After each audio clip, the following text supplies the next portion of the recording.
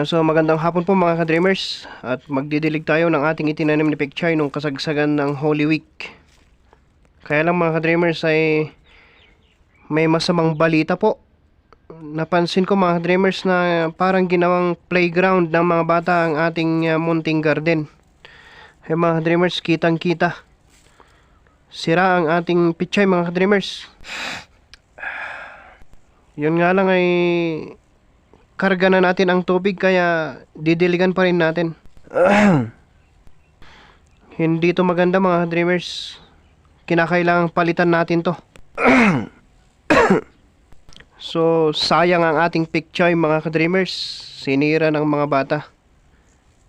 Masakit man sa pakiramdam, pero siguro dala ng kanilang kamusmusan mga dreamers, kaya nagawa nila to sa ating munting garden. Kahit magalit pa tayo mga ka-dreamers, wala nang silbi ang Pekchay na to.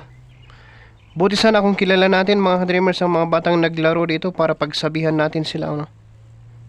Tinanong ko pa nga si Amira kanina at ang kanyang kalaro, pero hindi naman daw silang naglaro dito mga ka-dreamers. Mahirap kasi sa mga bata ngayon, ayaw umamin. Siguro takot na mapagalitan din, kaya walang umamin mga ka-dreamers sa kanilang mga kasalanan. Pagkakataon nga naman mga ka-dreamers, no? It so happen kasi mga ka-dreamers na ang lesson namin nung last Sunday sa aming Sunday school ay tungkol sa pag-aasal ng mga Kristiyano kung meron silang hindi pagkakaunawaan. Pag-aasal ng mga believers bilang mga anak ng Diyos sa mata ng tao at sa mata ng Diyos, kung sakaling meron silang hindi pagkakaunawaan as brothers and sisters. So, ito na siguro yun mga dreamers. And by the help of God ay dito na natin isasabuhay ang ating pinag-aralan nung nakaraang linggo. So, sayang mga dreamers, malamang ay magbaback to zero ulit tayo. Pero titingnan natin mga dreamers kung sakaling, kasi hindi naman po lahat ng guhit mga ka-dreamers ay nasira, no? May mga mangilan-ngilan na hindi tinamaan, hindi nasira. And titingnan natin kung maganda ito. Baka i-convert natin to mga ka-dreamers into transplanting. Kung hindi naman ay magbaback to zero talaga tayo mga ka-dreamers.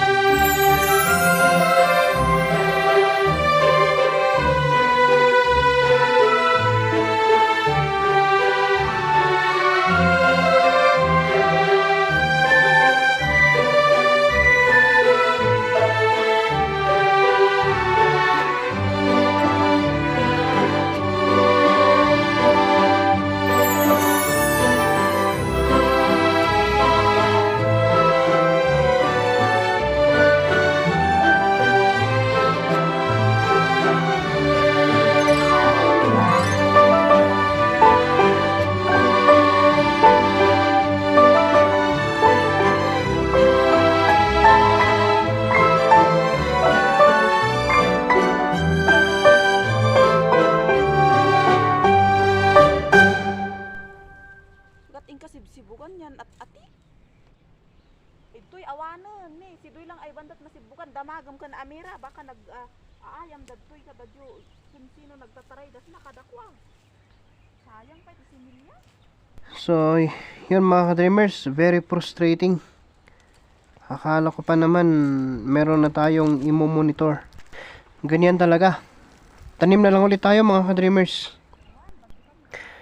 Wala mga ka-dreamers talaga. Pati to sira na din. So sayang ang ating pinagpaguran, no?